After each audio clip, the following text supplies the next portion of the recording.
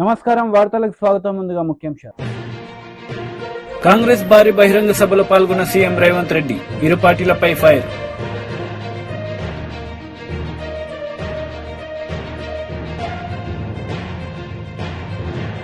పొన్నూరులో CM YS Jagan బహిరంగ సభ, Chandrababu నాయుడుపై fire.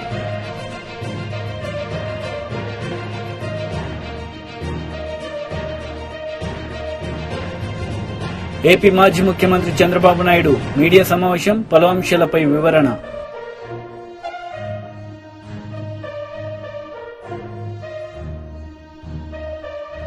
CM Jagan ఎన్నికల సందర్భంగా రోడ్ షో నిర్వహించారు. ఈ సందర్భంగా చంద్రబాబు నాయుడుపై ఆయన మండిపడ్డారు. చేస్తానన్నాడు. 87,612 కోట్ల రూపాయలు రుణాలు మాఫీ జరిగిందా అని అడుగుతా ఉన్నాను మీ అందరితో కూడా. రెండు చేతులు పైకెత్తాలి. ఇలా ఇలా ఇలా ఇలా ఇలా ఇలా ఇలా ఇలా ఇలా ఇలా ఇలా ఇలా ఇలా ఇలా. ముఖ్యమైన హామీలు అనంటూ ఇదే పెద్ద మనిషి చంద్రబాబు నాయుడు గారు సంతకం పెట్టి ఆయన చేసిన రెండో హామీ ఏమిటో తెలుసా? పొదుపు సంఘాల రుణాలన్నీ రద్దు చేస్తాను అని అన్నాడు. మరి 14,205 కోట్ల రూపాయలు పొదుపు సంఘాలకు సంబంధించిన రుణాలు, ఇందులో ఒక్క రూపాయలు చేశాడా అని అడుగుతా ఉన్నాను మీ అందరితో కూడా. రెండు చేతులు పైకెత్తాలి. ఇలా ఇలా ఇలా ఇలా ఇలా ఇలా ఇలా ఇలా ఇలా ఇలా ఇలా ఇలా ఇలా ఇలా ఇలా.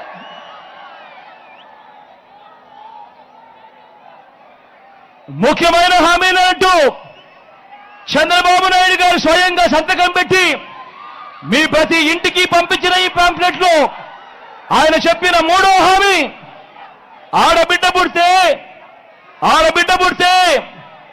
మహాలక్ష్మి పథకం కింద 25,000 రూపాయలు బ్యాంకుల్లో డిపాజిట్ చేస్తామన్నాడు. కనీసం ఒక్క రూపాయైనా చేశాడా అని అడుగుతా ఉన్నాను. రెండు చేతులు పైకెత్తారు. ఇలా ఇలా ఇలా ఇలా ఇలా ఇలా ఇలా ఇలా ఇలా ఇలా ఇలా ఇలా. ఇదే పెద్ద మంచి చంద్రబాబు నాయుడు ఆయన చెప్పిన ముఖ్యమైన హామీలు ఇంకొకటి చదవమంటారా? ఇంటింటికి ఉద్యోగం ఇవ్వలేకపోతే నెల 2,000 రూపాయలు నిరుద్యోగ భృతి. ఈ పెద్ద మనిషి చెప్పాడు. 5 సంవత్సరాలు అంటే 60 నెలలు ఇంటూ నెలకు 2,000 రూపాయలు అంటే ప్రతి ఇంటికి 1,20,000 రూపాయలు ఇచ్చాడా అని అడుగుతా ఉన్నాను మీ అందరితో కూడా. ఇలా రెండు చేతులు పైకెత్తారు. ఇలా ఇలా ఇలా ఇలా ఇలా ఇలా ఇలా ఇలా ఇలా. ఇంకా ముందుకు పోమంటారా? అర్హులందరికీ 3 సెట్ల స్థలం కట్టుకునేందుకు పక్కా ఇల్లు అన్నాడు. నేను అడుగుతా ఉన్నా, ఇంతమంది మీరంతా ఇక్కడ ఉన్నారు, మీలో ఏ ఒక్కరికైనా కూడా 1 సెంటు స్థలమైనా కూడా ఇచ్చాడా అని అడుగుతా ఉన్నాను మీ అందరితో కూడా. రెండు చేతులు పైకెత్తారు. ఇలా ఇలా ఇలా ఇలా ఇలా ఇలా ఇలా ఇలా.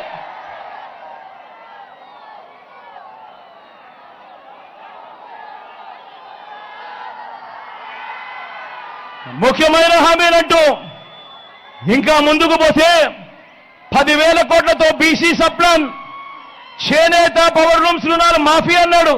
జరిగిందా అని అడుగుతా ఉన్నాను. ఉమెన్ ప్రొటెక్షన్ ఫోర్స్ ఏర్పాటు చేస్తామన్నాడు. చేశాడా అని అడుగుతా ఉన్నాను. సింగపూర్కు మించి అభివృద్ధి చేస్తామన్నాడు. చేశాడా అని అడుగుతా ఉన్నాను. ప్రతి నగరంలోనూ హైటెక్ సిటీ నిర్మిస్తామన్నాడు. జరిగిందా అని అడుగుతా ఉన్నాను. పొన్నూరులో ఏమైనా కనిపిస్తా ఉందా అని అడుగుతా ఉన్నాను. మరి అందరూ ఆలోచన చేయమని కోరుతా ఉన్నా. ఇవన్నీ ఏదైతే నేను చదివానో, స్వయాన చంద్రబాబు నాయుడు గారు 2014లో ఇదే కూటమిగా ఏర్పడి ముఖ్యమైన హామీలు అని అంటూ ఆయన సంతకం పెట్టి ప్రతి ఇంటికి పంపించిన ఈ పాంఫ్లెట్ లో నుంచి కనీసం ఒక్కటంటే ఒక్కటైనా కూడా జరిగిందా అని అడుగుతా ఉన్నాను ఈ సందర్భంగా మిమ్మల్ని. ఈసారి మాత్రం గట్టిగా రెండు చేతులు పైకెత్తాలి. ఇలా ఇలా ఇలా ఇలా ఇలా. టీడీపీ అధినేత నారా చంద్రబాబు నాయుడు ప్రెస్ మీట్ నిర్వహించారు. ఈ సందర్భంగా పలు అంశాలపై ఆయన మాట్లాడారు. అయితే ఏదైతే కేంద్ర ప్రభుత్వం 29వ తారీఖున ఎన్నికల నిధుల్లో వాలంటీర్స్ ఇన్వాల్వ్ కావద్దని చెప్పింది కాబట్టి వాలంటీర్స్ ఇవ్వలేకపోతున్నారని చెప్పి పదే పదే తిప్పించారు వీళ్ళని, వృద్ధుల్ని. డబ్బులు లేవని తెలుసు. మొదటి తారీఖే తీసుకొచ్చారు వైఎస్ఆర్ కాంగ్రెస్ కార్యకర్తలు, నాయకులు నడిపించుకొచ్చారు. విపరీతమైన ఎండలు, వడగాల్పులు, అందులో కూడా తిప్పించి కడాన కుట్రలు కుతంత్రాలు చేసి 33 మంది చనిపోయే పరిస్థితికి వచ్చారు. ఇది నేను చెప్పిన ఇది కాదు, వాళ్ళు ఇచ్చిన ఫిగర్ ఇది. మంత్రులు, ముఖ్యమంత్రి చెప్పింది 33 మంది చనిపోయారన్నారు. ఈ 33 కూడా ప్రభుత్వ హత్యలు ఇవి. మీరు డెలిబరేట్ గా ముసలివాళ్ళని చంపేశారు. ఆ ఉసురు ఊరికే పోదు మీ మీద. అంత దుర్మార్గంగా చేసి 33 మందిని చంపేసి తర్వాత నేను చాలా సార్లు ఆఫీసర్లకి, చీఫ్ సెక్రటరీకి వీళ్ళందరినీ డిమాండ్ చేశాం, మీరు చేసేది కరెక్ట్ కాదు, ఇది మంచి పద్ధతి కాదు అని ఆ రోజు డిమాండ్ చేశాం. కానీ చీఫ్ సెక్రటరీ ఏం పట్టించుకోలేదు. అంటే ఈయన మోచేతిలో నీళ్లు తాగే ఈ అధికార యంత్రాంగం ఆయన కుట్రలు కుతంత్రాలు చేస్తే ఆ కుట్రలు కుతంత్రాలు అమలు చేసి ఆయన చేసిన ప్రభుత్వ హత్యల్లో వీళ్ళు కూడా భాగస్వాములు అయ్యే పరిస్థితికి వచ్చారు. ఇది క్షమించరాని నేరం. ఒకసారి ఎన్నికలు అనౌన్స్ చేసిన తర్వాత ప్రభుత్వ యంత్రాంగం అనేది ఎన్నికల కమిషన్ కింద పనిచేస్తుంది. ఆల్ పార్టీస్ కూడా ఈక్వల్ ఫుట్టింగ్ ఉండాలి. ఈరోజు ముఖ్యమంత్రి ఆఫీసు కూడా ఎన్నికల్లో పనిచేసుకున్నప్పుడు మాతో సమానంగానే ఉండాలి. అన్ని రాజకీయ పార్టీలు కూడా సమానంగానే ఉంటాయి, సమాన అవకాశాలు ఉంటాయి. అలాంటి సమాన అవకాశాలు ఉండే సమయంలో వీళ్ళు కుట్ర తీయడం చాలా దుర్మార్గం. మళ్ళీ అదే కుట్రలకు తెరలేపారు. ఈరోజు మీరు చూస్తే మేము డిమాండ్ చేసింది చాలా క్లియర్గా, ఇంటి దగ్గర డిస్ట్రిబ్యూట్ చేయండి, ఇది సాధ్యం. మీకు ఆఫీసర్స్ ఉన్నారు, సచివాలయం ఉంది, యంత్రాంగం ఉంది, ఇది పెద్ద కష్టమైన పని కాదు అని చాలా స్పష్టంగా చెప్తే మళ్ళీ ఈ ముఖ్యమంత్రి ప్రధాన కార్యదర్శి, ప్రభుత్వ ప్రధాన కార్యదర్శి జవహర్ రెడ్డి, పిఎంఓలో ఉండే ముఖ్య పైరవికారుడు, పెద్ద పైరవికారుడు ఇతను ధనంజయ రెడ్డి, ఇదే పని ఒక మిడిల్ మ్యాన్ బ్రోకరేజ్ చేస్తూ ఉంటాడు ఆయన. ఇంకొక పక్క సర్ఫ్ సిఇఓ మురళీధర్ రెడ్డి, వీళ్ళు కలిసి మళ్ళీ అదే కుట్రకు తెరలేపారు. ఈరోజు మా డిమాండ్ చాలా స్పష్టంగా చాలాసార్లు వెళ్ళాం, ఎలక్షన్ కమిషన్కి ఇచ్చాం, సిఎస్ ఇచ్చాం, చీఫ్ సెక్రటరీకి ఇచ్చాం, గవర్నర్కి ఇచ్చాం. ఎన్డీఏ పార్ట్నర్స్ అన్ని కూడా అందరం కలిసి ఇంటి దగ్గరనే డిస్ట్రిబ్యూట్ చేయాలి, ఇది సాధ్యం, దీనికి అనుకూలమైన స్టాఫ్ ఉన్నారు అని చాలా స్పష్టంగా రిప్రజెంటేషన్స్ ఇచ్చాం.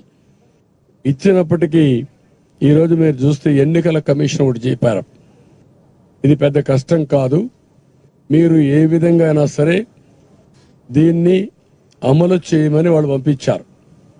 ఆమోదయోగ్యంగా అమలు చేయమని పంపించారు. అమలు చేయమని పంపించి ఆదేశాలు ఇస్తే పోయినసారి జరిగిన సంఘటనలు పునరావృతం కాకుండా కూడా చూడమన్నారు. ఈ 33 ఏవైతే హత్యలు జరిగాయో అలాంటి జరగనీయకుండా చూడండి, ఇవన్నీ కూడా జాగ్రత్తగా చేయమని చెప్పారు.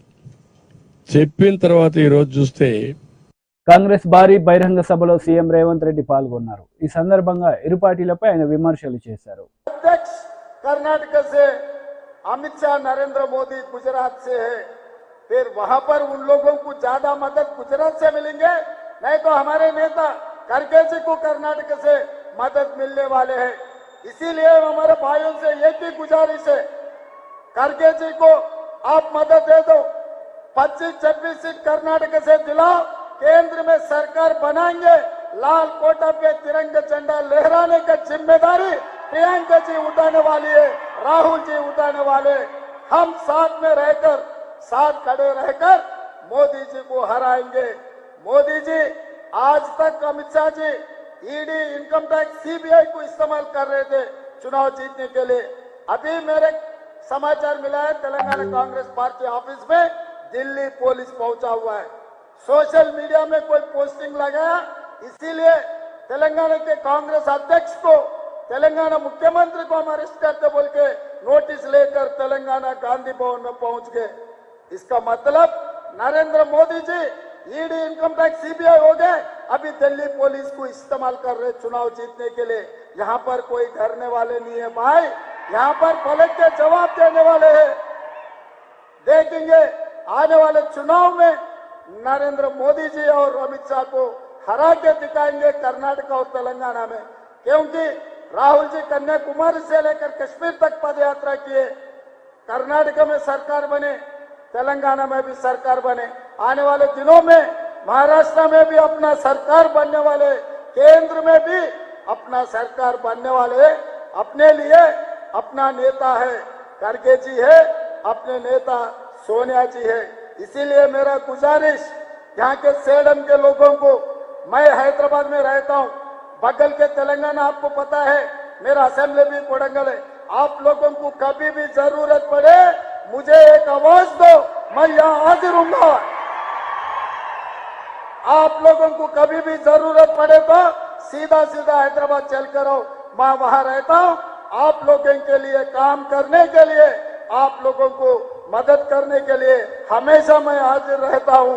यही मेरा भाषण खत्म करते हुए मैं आपसे छुट्टी लेता हूँ। जय Congress. Congress leader Jaggareddy press meet నిర్వహించారు. ఈ సందర్భంగా పలు అంశాలపై ఆయన వివరణ ఇచ్చారు. జవాబు కేసీఆర్ కి ఇంతకంటే కేసీఆర్ కి దడ చుట్టుకున్నది. ఎందుకు చుట్టుకున్నది అంటే వాళ్ళకు ఒక్క సీటు కూడా వస్తలేదు, ఎంపీ సీటు ఒక సీటు కూడా బీఆర్ఎస్ ఈ తెలంగాణలో గెలుస్తలేదు. అందుకే కేసీఆర్ కి దడ చుట్టుకున్నది, భయం చుట్టుకున్నది, నిద్ర కరువైపోయింది. ఏడాదికి ఒకసారి, 5 ఏళ్లకు ఒకసారి బహిరంగ సభలు వచ్చి మాట్లాడే కేసీఆర్ గారు సడన్లీగా రోడ్ షోలకు వచ్చేస్తున్నాడు. ఆయన అంటే ఒక సీటు కూడా బీఆర్ఎస్ వస్తలేదనే భయం చుట్టుకొని ఏదో రకంగా సీట్లు పెంచుకోవాలి అనే ఒక ఆలోచనతో, ఒక ఉద్దేశంతో ఏదో రకంగా మళ్ళీ ఈ కొత్త నాటకానికి తెరలేపి ఆయన ఈరోజు మళ్ళీ రోడ్ షోలకు వీధిన పడ్డాడు మన కేసీఆర్ ప్రతిపక్ష నాయకుడు. ఏమంటారు శ్రీనివాస్ గారు?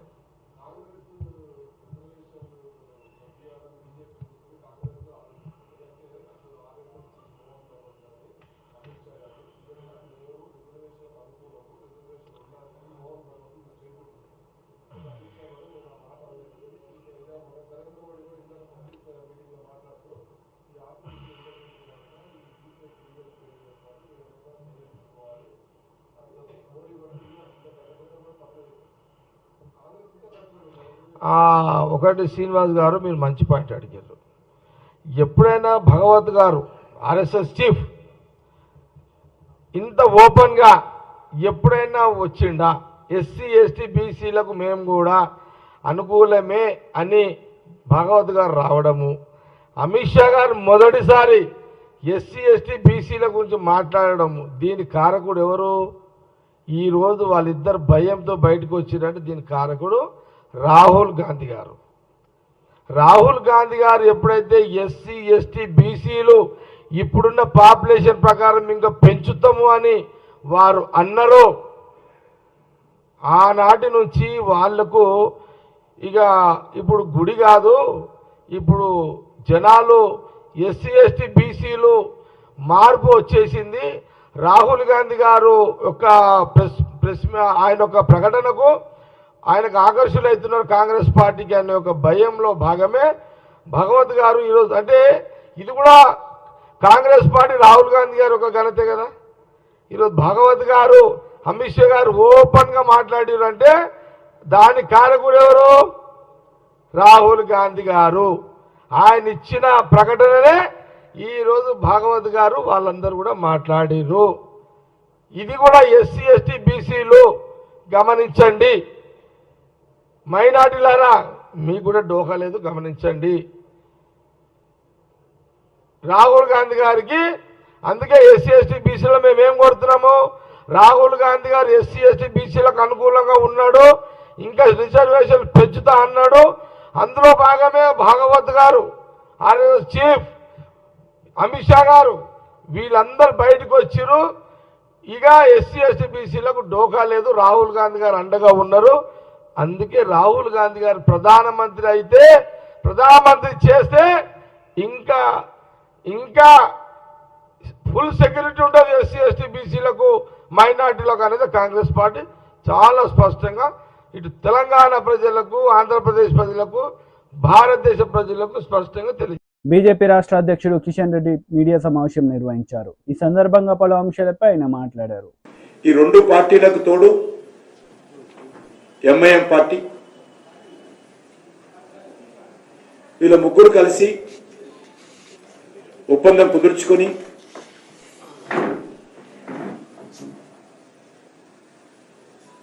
మీకు మేము, మాకు మీరు, మన ఇద్దరికి ఎంఐఎంఐ అనే విధంగా మూడు పార్టీలు కుమ్ముక్కై ఈరోజు తీవ్రమైనటువంటి తప్పుడు ప్రచారము, అబద్ధాల ప్రచారము, బురదజాలేటువంటి ప్రచారము కలిసికట్టుగా చేస్తుంది. ఒక ఆయన అంటాడు రిజర్వేషన్స్ తీసేస్తారని, ఇంకో ఆయన అంటాడు హైదరాబాదు కేంద్ర పాలిత ప్రాంతంగా ప్రకటిస్తారని, ఇంకో ఆయన అంటాడు కృష్ణా నదిని ఢిల్లీకి పంపించేస్తున్నారని. మా మాటలకు తలా తోక లేకుండా ఈ మూడు పార్టీలు ప్రయత్నం చేస్తా ఉన్నాయి. బీజేపీని ఓడించడం, మోడీ గారిని అడ్డుకోవడమే వీళ్ళ ఉమ్మడి కుట్ర. రెండు పార్టీలకు సంబంధించినటువంటి నాయకులు క్రింద స్థాయిలో ఎవరు లేరు. క్రింద స్థాయిలో కాంగ్రెస్ పార్టీ కానీ, బీఆర్ఎస్ పార్టీ నాయకులు కానీ ఎవరు కూడా ఆ పార్టీల నాయకులు అన్న మాటలు నమ్మడం లేదు. క్రింద స్థాయిలో అందరూ కూడా బీజేపీ రావాలని ఏకగ్రీవంగా గ్రామాలు తీర్మానం చేస్తా ఉన్నాయి. నరేంద్ర మోడీ గారు ప్రధానమంత్రి కావాలని గ్రామాలు ఏకైకంగా తీర్మానం చేసుకుని ముందుకెళ్తా ఉంటే బావిలో కప్పలలాగా లేక పిల్లి కళ్ళు మూసుకొని పాలు తాగినట్టుగా ఈ రెండు పార్టీల నాయకులు వివరిస్తా ఉన్నారు. హైదరాబాద్ లో ఈ రెండు పార్టీలు కూడా మజ్లిస్ పార్టీ గెలుపు కోసం ప్రయత్నం చేస్తా ఉన్నారు. కాంగ్రెస్ పార్టీ అదే ప్రయత్నం చేస్తున్నది, బీఆర్ఎస్ పార్టీ అదే ప్రయత్నం చేస్తున్నది.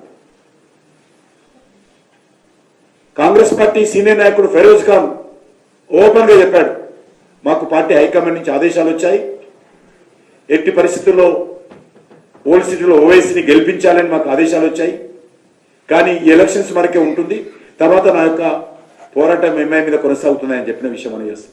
అఫీషియల్ గా నేను చెప్పింది కాదు. ఆ రకంగా ఇటు కాంగ్రెస్ పార్టీ, మరొక దిక్కు బీఆర్ఎస్ పార్టీ, మజ్లిస్ పార్టీ కొమ్ము కాస్తా ఉన్నారు. ఇద్దరు కూడా నేనని పోటీలు పడి చెరొక దిక్కు సంకనాకుతున్నారు ఓవైసీని. ఇంత దుర్మార్గంగా వ్యవహరిస్తున్నారు.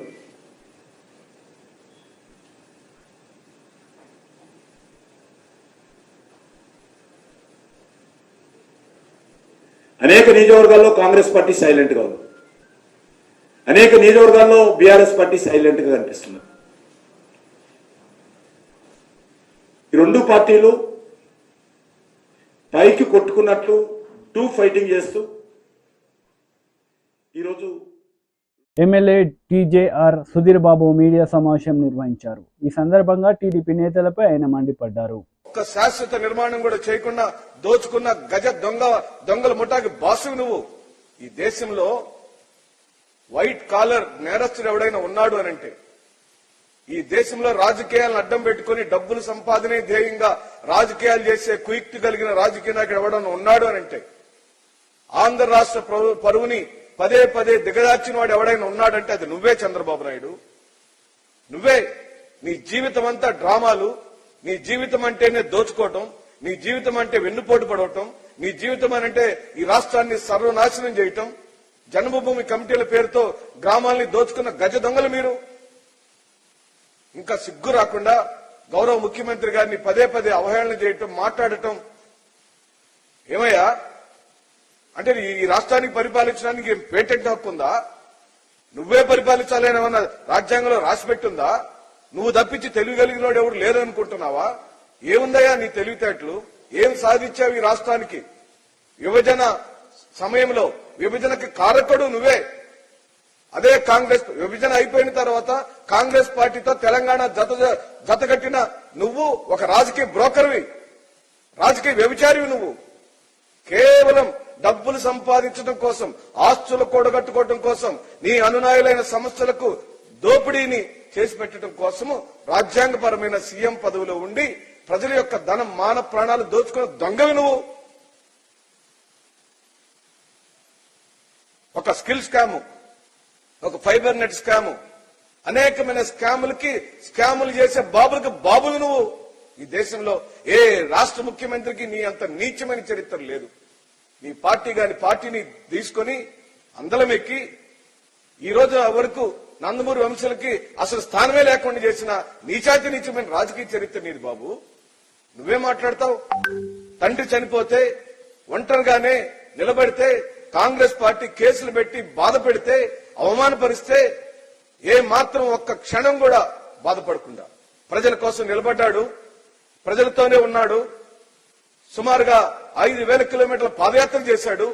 ప్రజల యొక్క మనస్తత్వాన్ని అర్థం చేసుకున్నాడు. ఈ రాష్ట్ర యొక్క స్థితి గతులను అర్థం చేసుకున్నాడు. ఈ రోజున తిరుగులేని మహానాయకుడిగా ఎదిగాడా మా నాయకుడు.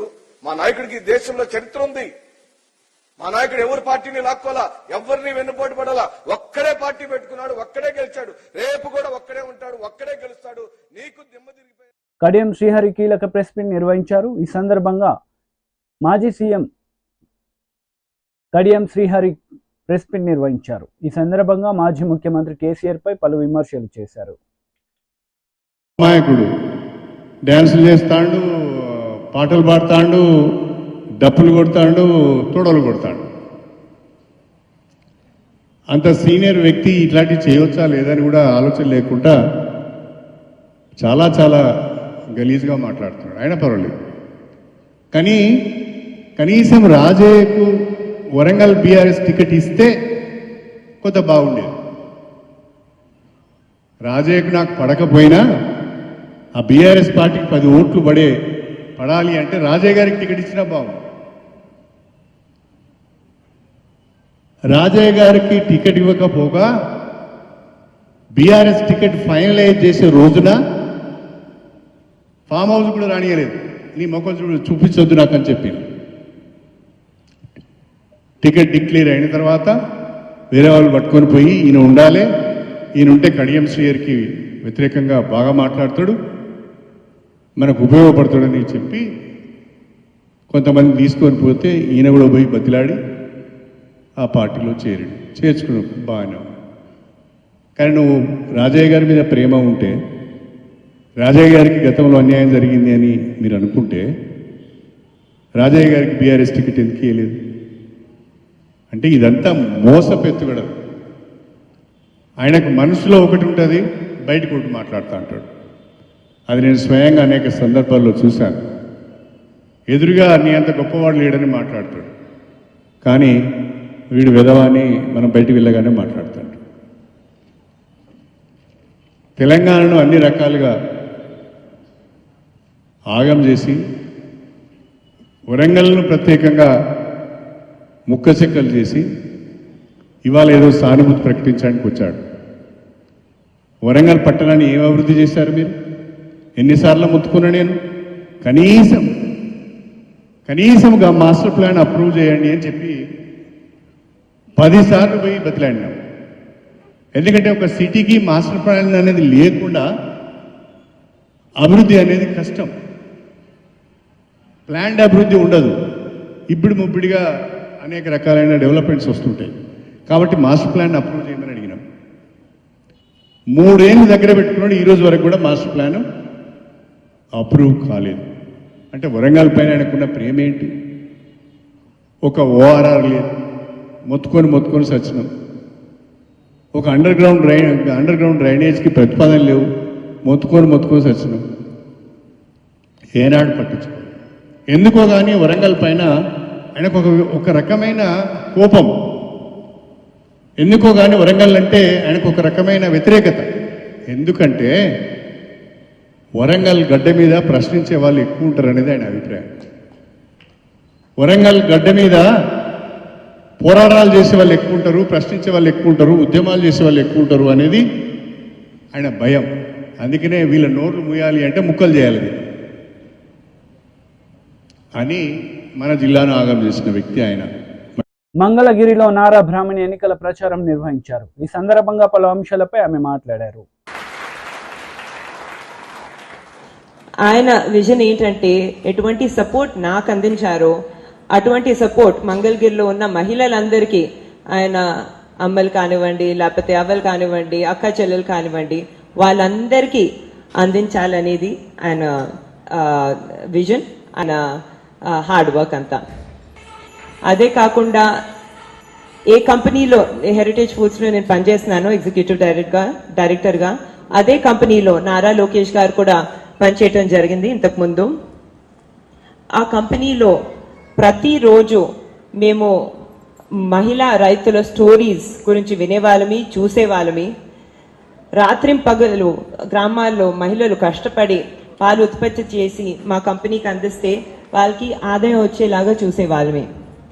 ఆదాయంతో పాటు వాళ్ళకి కేవలం డబ్బులే కాదు, కానీ వాళ్ళ గ్రామంలో, వాళ్ళ సొసైటీలో, వాళ్ళ కమ్యూనిటీలో వాళ్ళ విలువ కూడా చాలా పెరిగేది.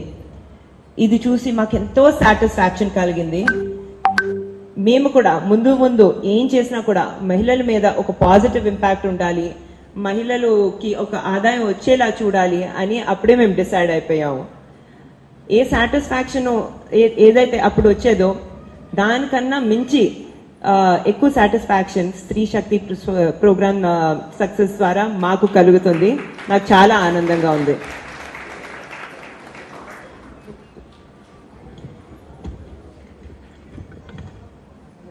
ఇప్పుడు లోకేష్ గారి విజన్ ఏంటంటే మంగళగిరిలో ఉన్న ప్రతి మహిళ తన కాళ్ళ మీద తన నిలబడాలి. అదే కాకుండా మీరందరూ ఆనందంగా ఉండాలి, మీరందరూ చాలా హ్యాపీగా ఉండాలనేది.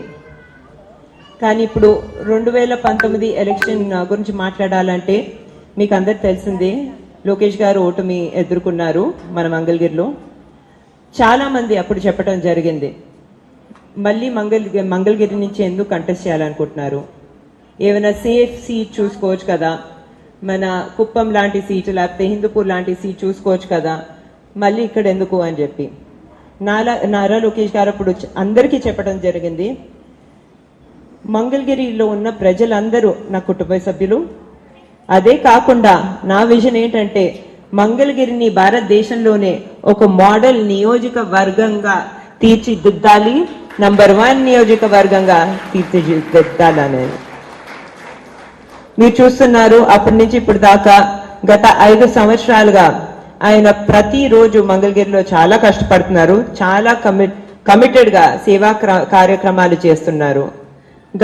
ఎటువంటి గవర్నమెంట్ సపోర్ట్ లేకపోయినా ఆయన మంచి ఐడియాస్ కోసం ఆయన 29 ప్రోగ్రామ్స్, సంక్షేమ ప్రోగ్రామ్స్, పథకాలు ఇక్కడ నడపడం జరుగుతుంది. అందులో కొన్ని చెప్పాలంటే స్త్రీ శక్తి ఒకటి.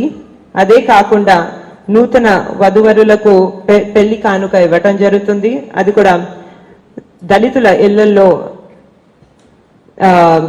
వాళ్ళ పెళ్లికి కూడా చాలా సపోర్ట్ చేయటం, తాలిబొట్టు. వార్తలు ముగించే ముందు ముఖ్యాంశాలు మరోసారి. కాంగ్రెస్ భారీ బహిరంగ సభలో పాల్గొన్న సీఎం రేవంత్ రెడ్డి, ఇరు పార్టీలపై ఫైర్.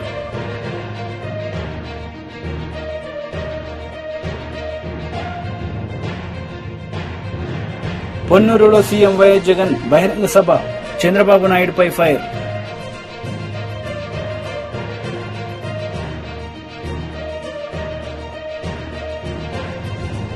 ఏపీ మాజీ ముఖ్యమంత్రి చంద్రబాబు నాయుడు మీడియా సమావేశం, పలు అంశాలపై వివరణ.